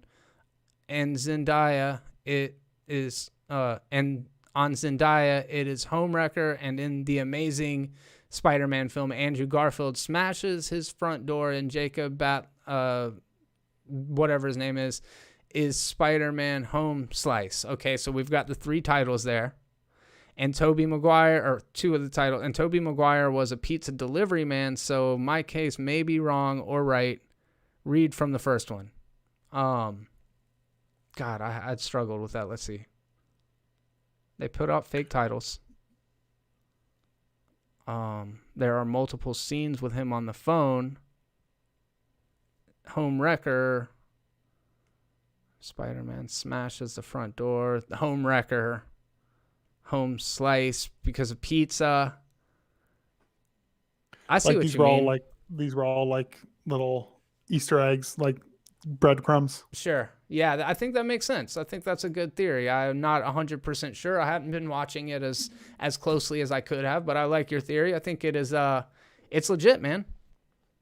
We'll see how it ends up playing out when that comes out, but I do like the theory. I think that's good thinking. So, we've got a couple of more topics. Let's see. This one is from Brad Fedek. Oh, here we go. About to get hot in here. Black Superman with J.J. Abrams. First of all, before we even do dive into it, I don't think that there's anything concrete about this. I think it's kind of just a rumor that's been going around. I'm sure they are kicking around the idea of a non-white Superman. And I got thoughts. What do you think, Caleb? So I try to always be ideologically consistent in my thought process. I think race doesn't matter. I know that's controversial. We have to view everything from the lens of race now, which is ridiculous. My wife is the person I get along more with than anyone. And I understand. I'll take offense to that, but that's fine. Understand more than anyone. And she's a black woman, doesn't mean we don't understand each other. So I don't care. But I feel like we need to be ideologically consistent. Is race everything, or does race not matter? Race doesn't matter to me, so I don't care. Whoever's good for the job, put them in there. I'll be happy. Okay. I don't know why I don't know why it kind of rubs me the wrong way. And it's not because, I guess the reason why it rubs me the wrong way, and I hate to even get into this stuff because it paints a picture of who I am. And I feel like by posting that Gina Carano video, if I am kind of calling out people on my side or in my camp, then the other side automatically thinks that I'm endorsing their bullshit. But in actuality, it's all bullshit. That's what I'm trying to say, is just think critically. And for me, I feel like this is such a pandering on one hand, and then stirring up controversy to galvanize people. Yeah. He is one of the most instantly recognizable characters in the world at any time. And maybe it's the S on his chest. Maybe that's it. But I think of Clark Kent. I think of the black hair. I think of the white face, the square jaw, this it's a very Caucasian character, but at the end of the day, I don't really give a shit about Superman in the first place, and we've had a whole lot of the other Supermans, so I like the idea of it doesn't bother me that much. It's just the whole system right now is just kind of like this, I don't know, man. So that's my thing. So like I don't think your race is what defines you. Like I just don't. I think it's crazy that we even think that that's what defines people now, you know. So to me it doesn't, but there is a whole other argument, other side of the argument, where it's like, no, race defines everything, your whole existence is wrapped up in your race and your racial upbringing. If you think like that, you know, that is your race, is your defining characteristic, interprets everything you do, then you 100% should be against the Black Superman. But I already can tell you, the people who say race doesn't matter, like myself, tend to be, you know, now I would say a little more quote unquote right leaning. They're going to be the ones mad about a Black Superman typically. And the people who say race is the defining characteristic of everything are going to be the ones praising this. So everyone's just a bunch of hypocrites. Yeah. You know, just try to be ideologically consistent. That's all I ever think about. I see what you mean. Yeah, and I see what you guys are saying in the chat, and I really don't have any moral objection to it. I kind of have to scoff at the idea that the solution to things is to just like, the problem with Superman wasn't the color of the actor, I don't think, and kind of what you said, Caleb, I don't really see the world as black and white, or however I don't care. I don't care if you're gay, straight, black, white, Asian. I don't give a shit. Like I'll tell you right now, I'll tell this to anyone. If your race is the most exciting thing about you, you are a boring son of a bitch. So just to coming from a place of privilege, I mean, I think maybe we are fortunate in that we aren't defined by our race. I don't know. I can only speak to my experience, but I feel like, because I feel exactly the same way. It's like, yeah, you're whatever you are. Get the fuck over it. Let's just be human beings and not put everything in labels. But I suppose taking pride in things that society is kind of like historically shamed us for, or shame them for, I can kind of see how I'm speaking from a place of not knowing that experience. Yeah, but then I feel like the reverse of that is saying that everyone who is a minority has that same experience. And I know people who are black who very much say race is important, and they've had, you know, experiences. But I also know people who are black or Asian, or, you know, I'm Hispanic, you know, as well. Yeah. And that don't have that experience. You know, like half of my family who's Mexican is, they very much think the race doesn't define, you know? Mm-hmm. And like, you know, like my cousin, his name's Manuelito. Like he's a Mexican dude, and he would agree with me, like race doesn't define him. But you would have someone who might totally disagree with that from his same racial background. Sure. Yeah. That nobody's a monolith either. Exactly. Right. That's kind of where I am. Yeah. So for me, like, I don't care. Like, I'm totally on board with the Black Superman. I'm on board with any Asian Superman, you know, like, I don't care. Like, yeah. If the person's a good actor and they write a good story, I'm there. Ian has a hot take. Alex has a hot take. If you guys want to get more people's thoughts, I think, Brad, I think you have seen them, but head over and check out the controversy, where that son of a bitch, Ian, is always, man, Ian, you suck. Go over and check out his take. I saw his, like, I didn't see the video, but I saw it pop up in my recommended, you know, because I'm subscribed to him, and I need to go watch his video. I'm actually really curious. I like Martial Arts Film Freak's take, and I kind of can see where you're coming from, man. I think there's value in that, so I'll read it out. But he says, your race may not define you, but society defines you by race, and that's important. And then he goes on to say, I'm Hispanic. Race has never really been important to me, but my race is important to other people. I guess I would kind of push back and say, to who? Because of course it's important to somebody. is it important to the majority of people? Maybe it is, and I don't know. So here's my thing is, I do think society defines you by race. I do think he is right there. Unfortunately, I do think it is. I just maybe take a different stance of the way to combat that is for all of us to say, okay, race doesn't define us. And I worry that we're doing the other thing. Like people will meet, my wife, for example. Well, she's black, she's an immigrant, and she's a woman. Oh, I know everything she thinks because that's what defines her. Uh-huh. And that terrifies me. I just don't like, personally, I don't like saying a black person can't play Superman. I also don't like saying a black person has to play Superman. If you have an interesting story to tell me, I'm all for it. Yeah, I will say I have a big problem with Ian Elliott Carter, but it has nothing to do with his personality. It's just his face. Oh man, Ian, you're the best, dude. I love you. Yeah, you guys head over and check out. Ian's got a very hot take. I think both of them are hot takes, but it's kind of a topic that lends itself to that. I think both Caleb and I are not of strong opinions about it. Are you excited to see a new Superman movie? No, I could care less. Yeah. I just saw that they said it might be Michael B. Jordan was confirmed, which I love Michael B. Jordan. Incredible actor. So that's cool. Still probably not going to get me to watch another Superman movie. Ian, we talk about what the fans suggest to us. I know that's a really random concept to you.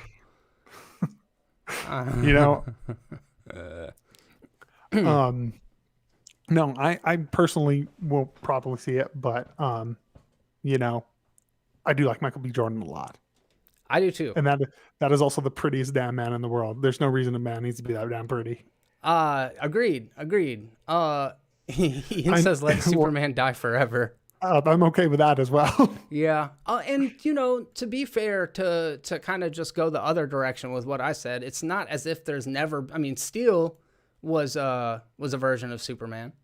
Dude, I love Still in the comics. The movie was horrible. Oh yeah. I was big into the Death of Superman. I have most of those. We're right in that age group where we loved the Death of Superman, and it's not very good. No, it's so 90s. So very 90s. So 90s. All right, we'll move on.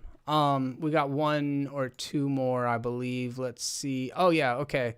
From Mark McKeever. Why is Mark the only one who cares about tomorrow's release of Coming to America 2? Oh, no, we're watching. Me and my wife are got that locked and loaded and ready, man. Yeah. Mark, we are on your page, bro.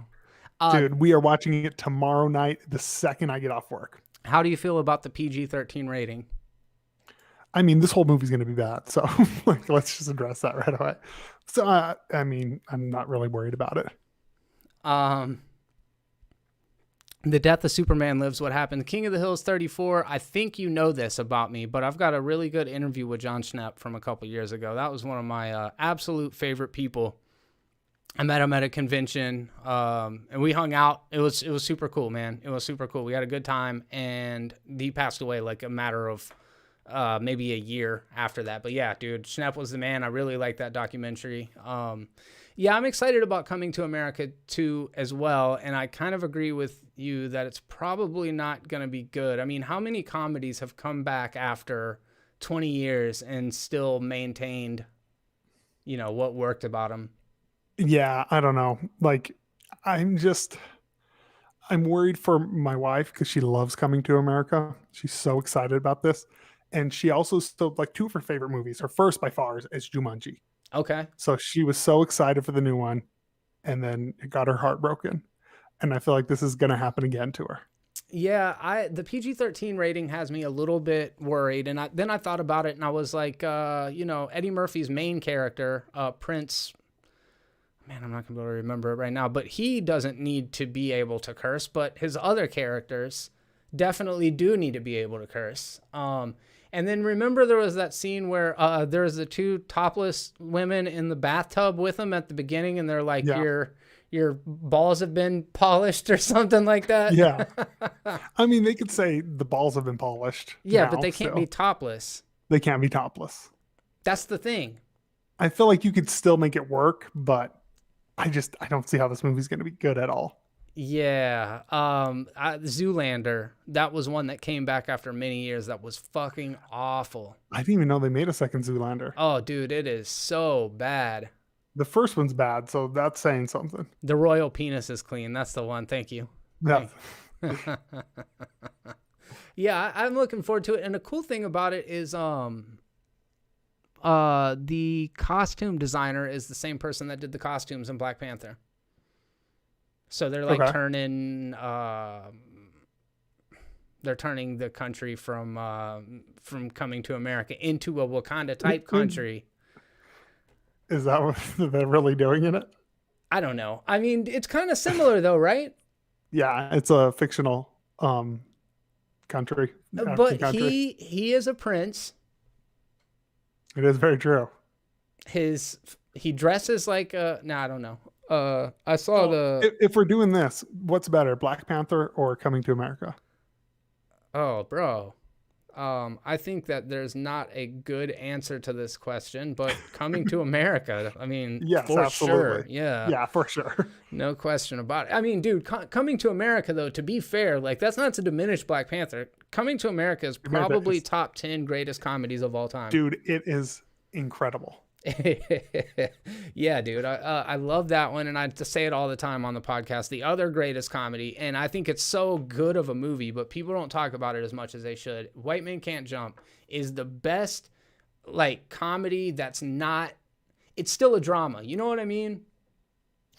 I honestly, so I saw that when I was real young, like 12 years old, and I didn't like it at the time, but it's because I was 12. You know, like I need to go back and watch that. I think you'll like it, man. I think you'll like it.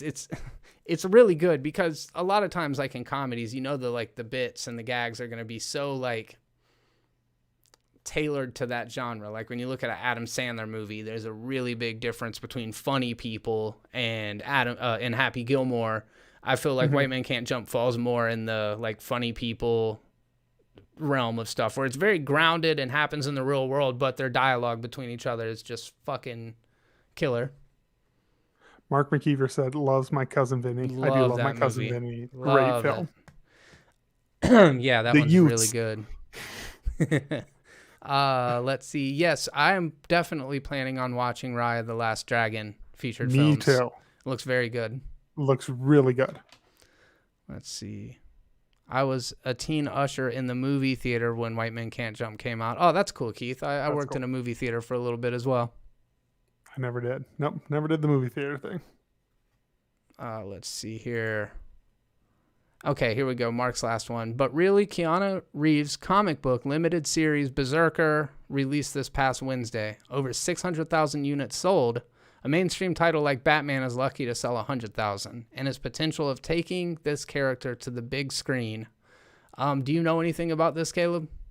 No, I heard he was making a comic book, which I just found kind of bizarre, because correct me if I'm wrong, like people watch Keanu Reeves because they just like Keanu Reeves. I'm like, do they like a drawing of Keanu Reeves that much?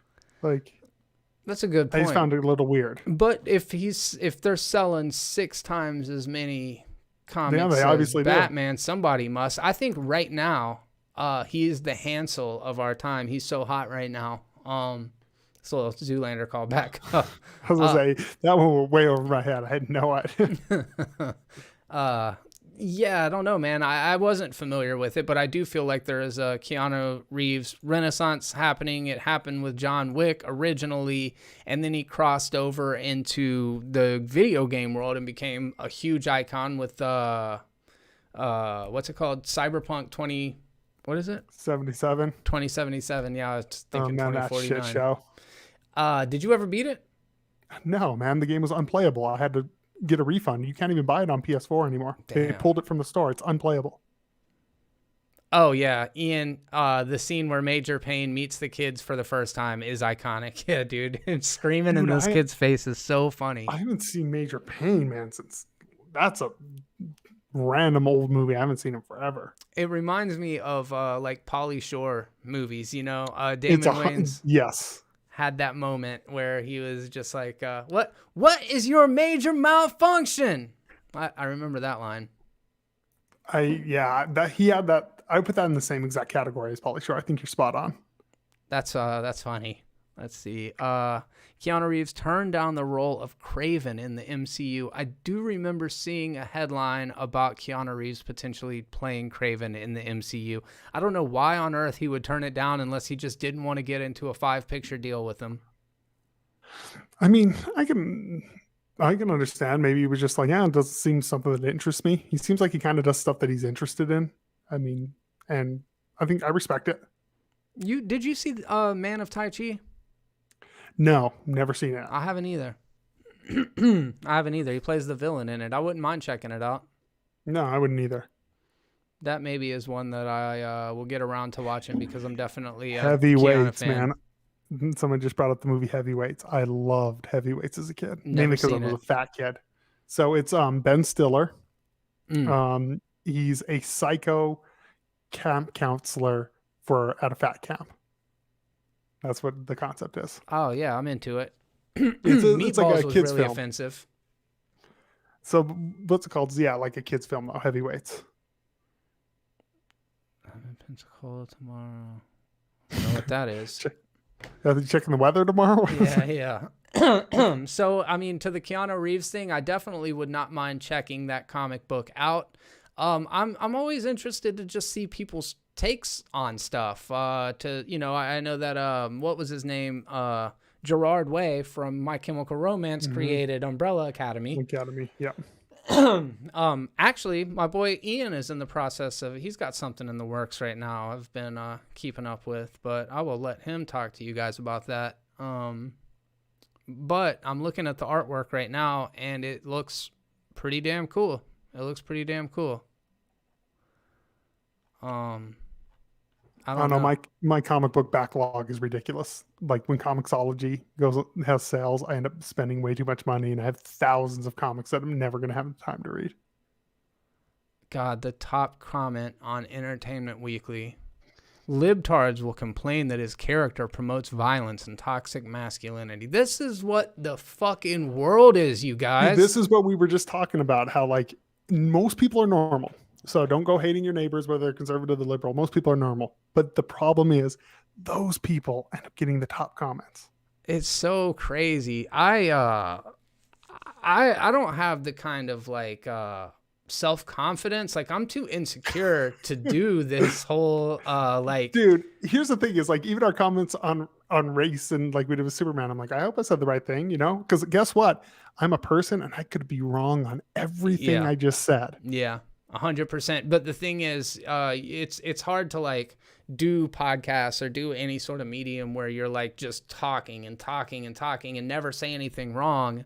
And to think about like if we ever did get to any level of notoriety, how they could take something the dumbest shit and turn that into a thing and us get in trouble for it.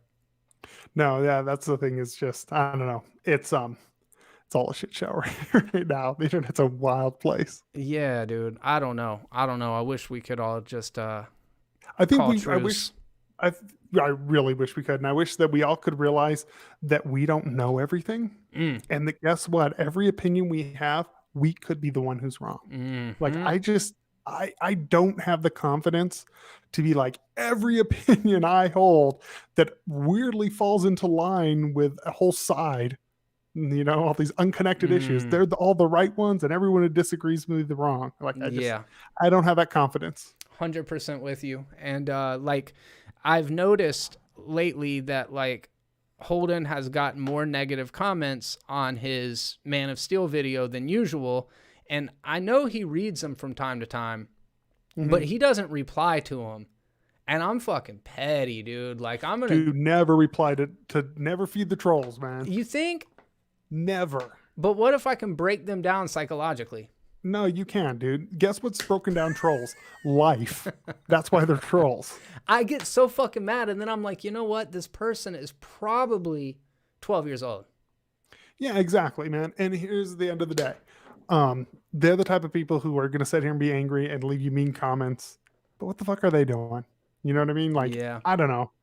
The whole thing of you can't, don't argue with an idiot because you can't tell who's who from a distance. Yeah, It's that's real. a very valid point. Part of me likes to troll back though. Like there's a part Oh, dude, I don't I used to go roast and people do it. sometimes, but I stopped. Yeah, it's not healthy because it does stick with you. And reading all those comments about yourself can be, I mean, in itself a little bit destructive. I'm so fortunate over here. You're so fortunate over here. Like Dude, the people that community's are awesome. yeah, dude, they are the fucking coolest. And they I don't get a lot of negativity on my channel. I like when even we do talk about something like the race issue or whatever, something a little more serious. We all get the benefit of the doubt to know. I think people go, oh, hey, you know, Jeremy and Caleb aren't horrible human beings. So if they do say something wrong, maybe they're just wrong or whatever, you know? Yeah. And I think we afford ourselves that freedom by exactly what you did a minute ago and just saying like, I could be wrong. Like this isn't a take that I'm gonna, I'm not dying on the hill for any take. Certainly not my Superman take. That's, yeah. Superman is not the thing. There are certain hills I will die on for, you know, but it's just Superman's not one of them. No. Martial arts film freak. I recently got comments on a video from someone who just doesn't like martial arts movies. The fuck are you doing sitting through my videos, dude? Dude, the worst comments I ever got was my Thor Ragnarok review. And I think the thumbnail really pissed off a lot of people because it was Thor screaming, but it had like googly like eyes and like I really made it like super clownish, you know? Uh-huh. And I just didn't like that movie. Oh my God, dude, I got death threats and people were going to shoot me and all this stuff. Like crazy people came after me for that, my take on Thor Ragnarok. Holy shit. That's intense. Yeah, it's like if you don't like what I like, it's a personal affront on my character. If you don't like it, either you don't understand. That's the one I hate the most. You just don't get it. Fuck you. No, I do agree with that. You know, I don't know. It's just, yeah, we don't all have to disagree. We don't all have to agree on everything, especially the trivial stuff like movies. I know we're on a movie podcast, but it's all trivial. Yeah. Ian, I see you, bro.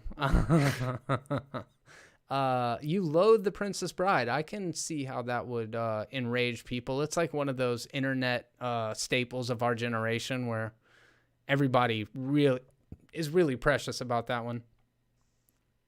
Yeah, I like Princess Bride. Like I don't understand why it's what it is, you know? It's Andre the Giant, dude. That's what it is. 100% Andre the Giant. He makes the movie. No, I don't think that's what it is. I really like the poison scene. That's always one that I always go back to. It's another one of those ones I haven't seen in a long, long time, and I might like it more as an adult. What was the other one that we were talking about that you brought that up with? I don't even remember. Damn. I don't remember either. It was guys, White Man Can't Jump. Yeah. That's I need to go back. That one I would definitely like to hear your take on. How do you feel about Disney Star? How do I feel about Disney Star? What is that? I don't know what Disney Star is. Let's see. Google it. Disney Star.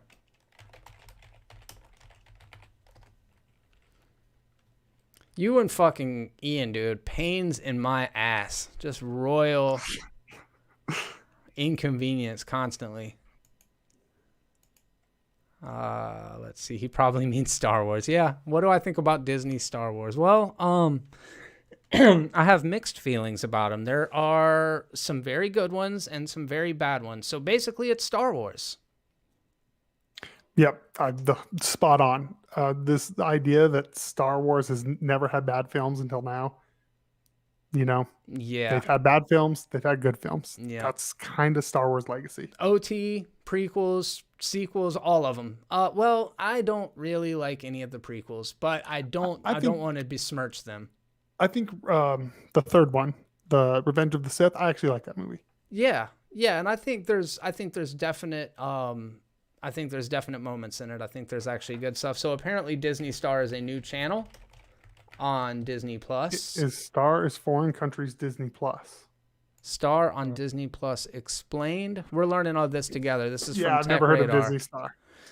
Star has now landed on Disney Plus in the UK, Australia, New Zealand, and Canada. What does that mean? Well, the same streaming service you've used to enjoy The Mandalorian and old episodes of The Simpsons has now doubled in content. Star brings a ton of new TV shows and movies to the platform, including adult-friendly offerings for the first time. Okay, so it is just a Disney Plus channel that, yeah. Yeah, I see something with like Shape of Water. Ooh, So, the yeah. one where the lady fucks a fish. Yeah, definitely not Disney style. Nah. I mean, unless you're talking about the Little Mermaid, because Erik definitely fucked a fish. He definitely did. I mean, she had legs at the time, but she is a fish. Let's see, like the new thing on Disney Plus app loaded with TV shows and Family Guy and Deadpool. Yeah, I think it's great. I think it's great because we definitely at my house like Disney for when we want to watch a Pixar movie or we want to watch a Marvel movie or we want to watch some old nostalgic animated movie. But like any time we want to watch something more mature, you got to go elsewhere. So Disney is smart, I think, to add this additional package. Very, very, very smart. Because that was my biggest when Disney Plus first rolled out. I was like, people are gonna get sick of this in like a couple of months if they don't put content out, because nostalgia can only carry you so far. Which now they've seen do already with WandaVision and all that there, and Mandalorian are addressing that. Yeah, there's so much content. It's like I can't get excited for any new streaming service. I saw Paramount Plus. I mentioned it a little bit ago. Unless it's like $5 a month, I'm not gonna be able to afford it. Dude, I'm so like I got Funimation, so I have anime streaming. I have Hulu. I have Netflix. I got too many as it is. I'm 100% with you, martial arts film freak. Controversial, Last Jedi rules. Yep, I am in that camp as well. Although, and I know, like, I always want to say this. There are so many people out there that just because two people have the same thoughts on something doesn't necessarily mean they stole said thoughts. You want to build on that?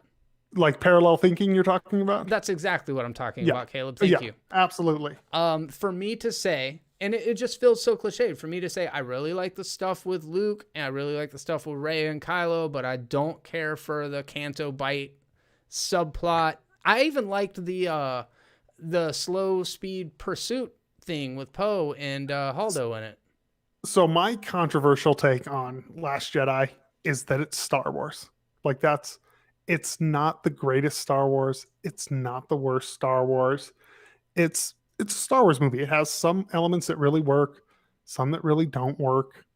You know, it's kind of overacted, which some of the old classic Star Wars original are a little overacted at times. And I walked out of that with such a lukewarm, like, Star Wars thing that I was kind of shocked how divided people were. It was either the best movie of Star Wars, it's the worst one ever. And I don't think either is necessarily true. Did you like how it kind of bit its thumb at Star Wars fans? Not necessarily. I didn't like more how my biggest gripe with is it seemed like J.J. Abrams was building towards something, and then he threw everything out. Yeah, then you ended. That's the biggest gripe. Isn't that kind of like? Isn't there a part of you though that's like, fuck yeah, throw that, kill the past? If you had somewhere cool to take it, yes. But then he never got another film. So you have J.J. Abrams making something. Rian Johnson going, no, we're throwing that out. And then J.J. Abrams coming back and like, nope, we're throwing that out. We're going back to this. Yeah. And then you just have this very unbalanced thing. Rian Johnson's like, kill the past. And then J.J.'s like, well, fuck, now I got to resurrect the past. I guess I'm bringing Palpatine back now. Okay. It was just the third one I thought was the worst. The last one out of that new trilogy. Oh, dude. Yes. And I really like The Force Awakens. And I thought Rogue One Force Awakens was probably the my best. favorite. Still haven't seen Rogue One. So you're putting Force Awakens up top. Then Last Jedi. Then Last Jedi. One. Okay, yeah. Rise of Skywalker doesn't even deserve to have its name said. Controversy, I really like that take, Ian. He says it has the best explanation of the Force and one of the best lightsaber fights. The throne room scene. The throne room scene. I So I hate that fight scene. What? And Of this course is you do. no, here's the reason why. And maybe martial arts film freak will get this. Let us know, bro. So as a martial arts fan and all this, one of my least favorite things that you see very constantly is take turn fighting, where everyone in the back is just doing this. Yeah. And there's a lot of this in the background where you're like, what are you doing? You're like, oh, I'm waiting for my turn to attack. Says the motherfucker who does watch Hong Kong action movies. Every movie ever has done that.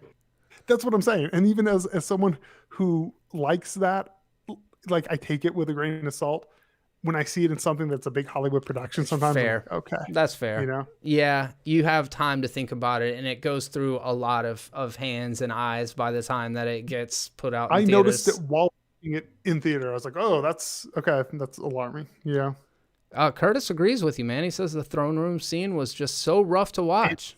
It's rough. Like as a action choreography fan, it's rough. There is one particular scene where a lightsaber disappears to prevent from cutting one of the guards early. Really? Yeah. It just magically disappears for a couple of frames. But I don't know. I maybe I need to rewatch it. I thought it was pretty badass.